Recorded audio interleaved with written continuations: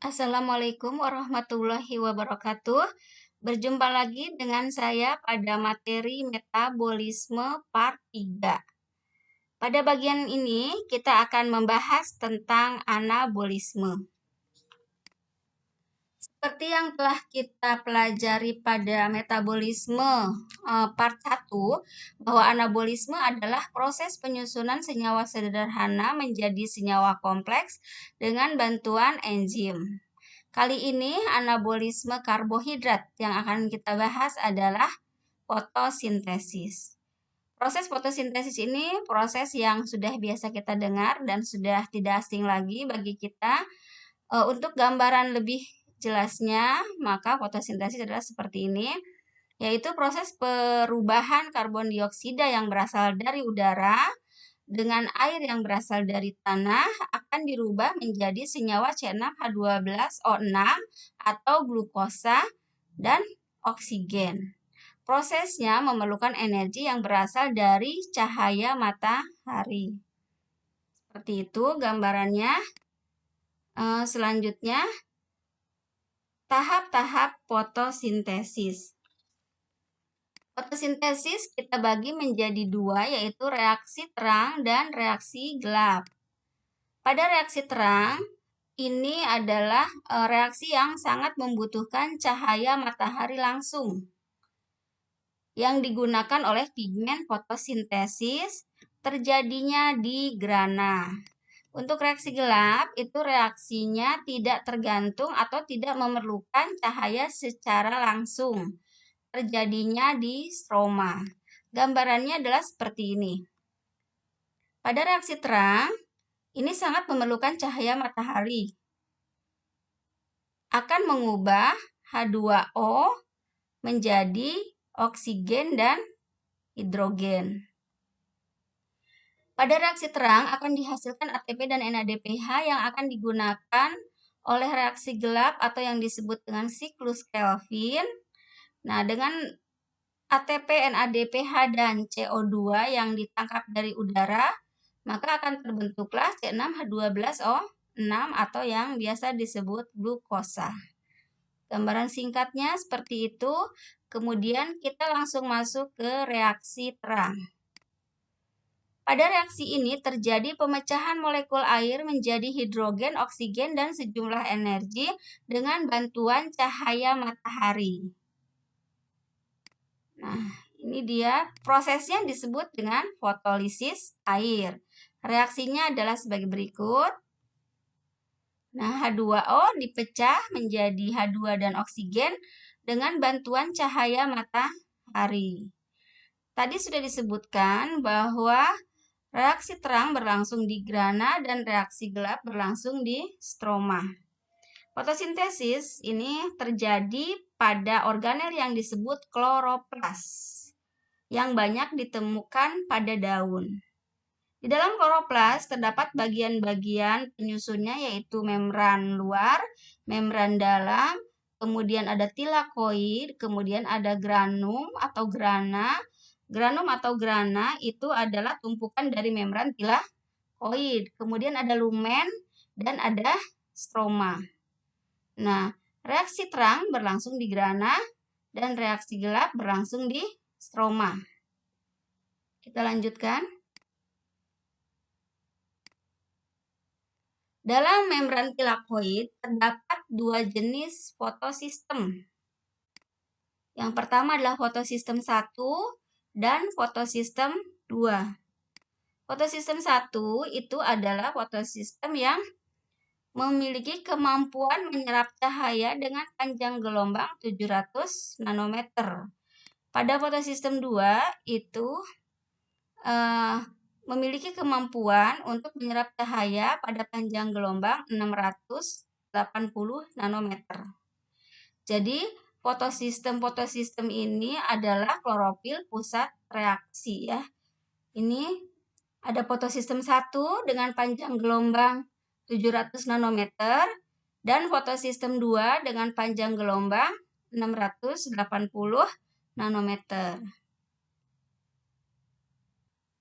Kita lanjutkan.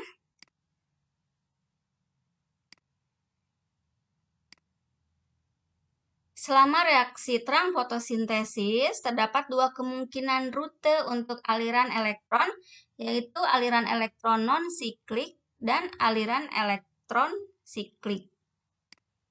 Nah, ini adalah aliran non-siklik. Aliran non-siklik ini adalah reaksi utama pada reaksi terang fotosintesis. Seperti apa prosesnya? Nah, prosesnya diawali dari energi foton yang berasal dari cahaya matahari. Ini akan diserap oleh fotosistem 2 dengan panjang gelombang 680 nanometer. Khususnya ini untuk cahaya merah, biru, dan nila. Selanjutnya, energi foton dari cahaya ini akan memicu P680 untuk melepaskan elektron, akan ditangkap oleh akseptor primer. Prosesnya disebut fotoeksitasi karena melibatkan cahaya.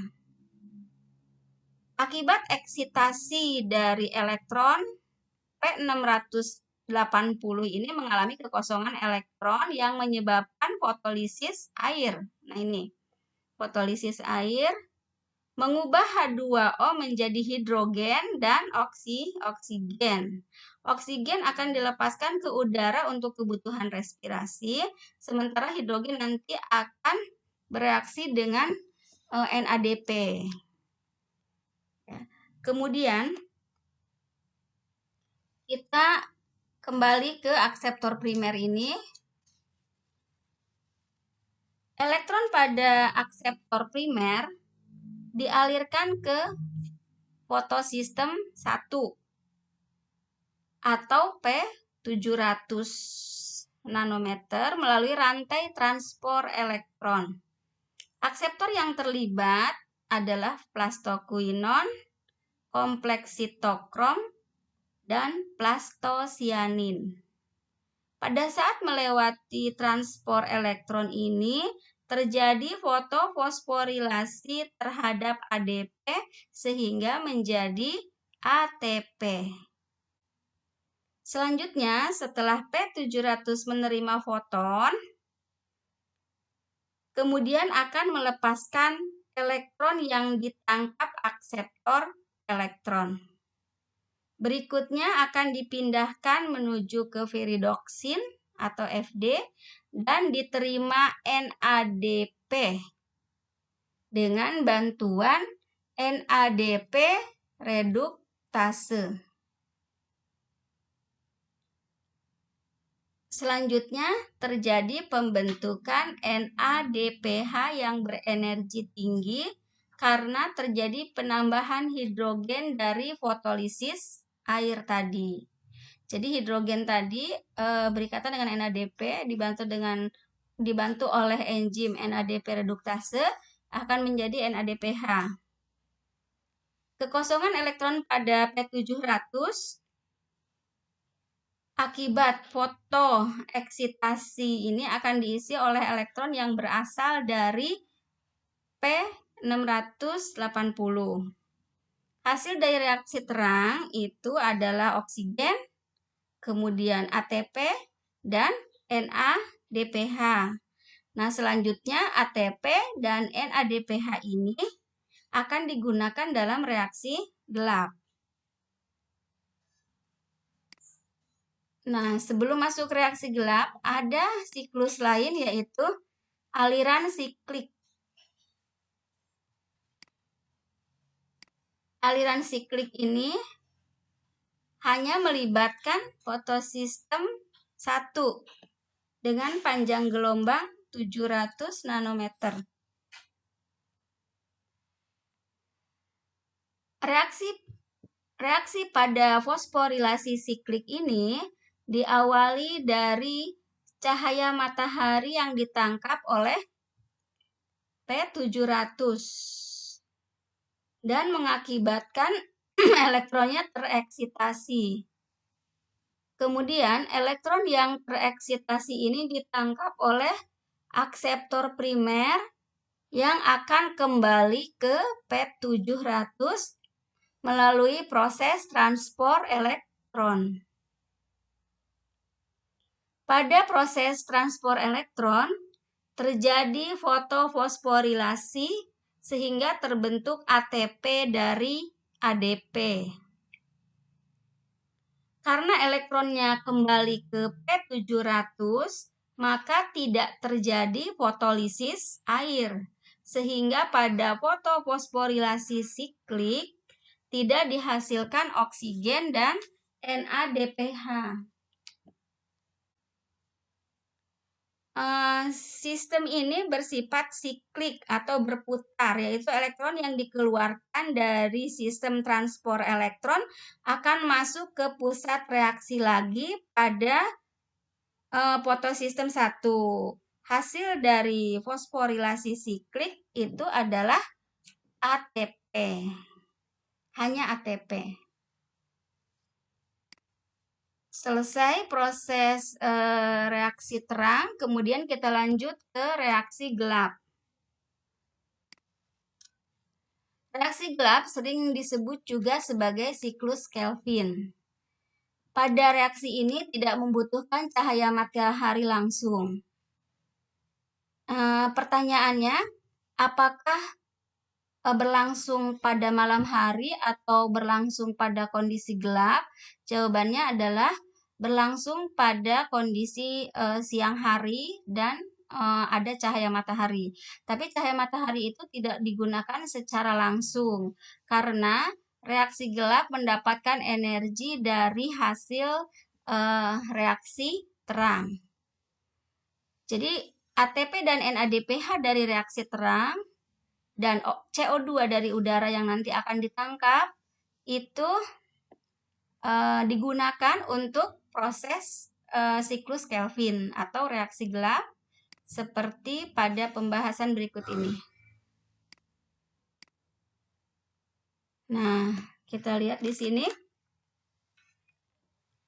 Reaksi gelap terdiri dari 3 tahap atau 3 fase, yaitu fase pertama karboksilasi, fase kedua reduksi, dan fase ketiga adalah regenerasi.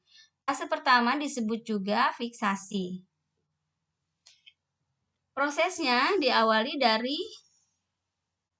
CO2 yang berasal dari udara nanti masuk berikatan dengan ribulosa 1,5 bifosfat dengan bantuan Rubisco, maka akan terbentuk senyawa 6 senyawa C6 yang labil.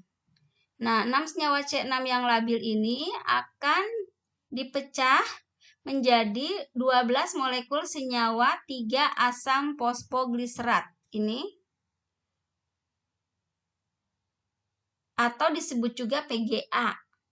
PGA dengan bantuan ATP mereduksi satu fosfat menjadi 1,3 bifosfogliserat sebanyak 12 molekul. Nah, ion NADPH akan melepaskan ion H menjadi NADP untuk mereduksi 1,3 bifosfogliserat menjadi fosfogliseraldehida atau PGAL sebanyak 12 molekul. Dari 12 molekul ini nanti 10 molekul akan diubah menjadi ribulosa bifosfat kembali atau regenerasi. Kemudian yang 2 molekulnya akan tersisa, 2 molekul yang tersisa ini akan dibuat atau disintesis menjadi glukosa. Selesai dari reaksi gelap ini, kemudian hasil akhir dari fotosintesis ini adalah ini penggunaan CO2 dan H2O yang akan dibentuk menjadi C6H12O6 dan oksigen. Tadi pengikatan CO2 ini atau proses fiksasi atau karboksilasi berlangsung pada reaksi gelap, kemudian pemecahan H2O-nya berlangsung pada reaksi terang. Kemudian proses hasil akhirnya di reaksi gelap ini dihasilkan C6H12O6. Kalau oksigen ini tadi dihasilkan di reaksi terang pada fotolisis air. Kemudian anabolisme karbohidrat selain fotosintesis juga ada kemosintesis. Kemosintesis adalah peristiwa penyusunan zat organik dengan memanfaatkan sumber energi hasil reaksi kimia. Jadi kalau fotosintesis itu sumber energinya adalah matahari, foto ya. Kemudian kalau fotosintesis itu dilakukan oleh tumbuhan, sementara kemosintesis itu banyak dilakukan oleh bakteri seperti bakteri pemisah logam atau Thiobacillus. Kemudian jika fotosintesis itu memerlukan air dan CO2, kemosintesis itu bahan dasarnya CHONSP dengan hasil berupa karbohidrat dan senyawa lain. Nah, jika fotosintesis berlangsung di kloroplas, maka ini berlangsung di pigmen, semacam klorofil juga. Sampai di sini pembahasan anabolisme karbohidrat. Cukup. Sekian dan terima kasih. Wassalamualaikum warahmatullahi wabarakatuh.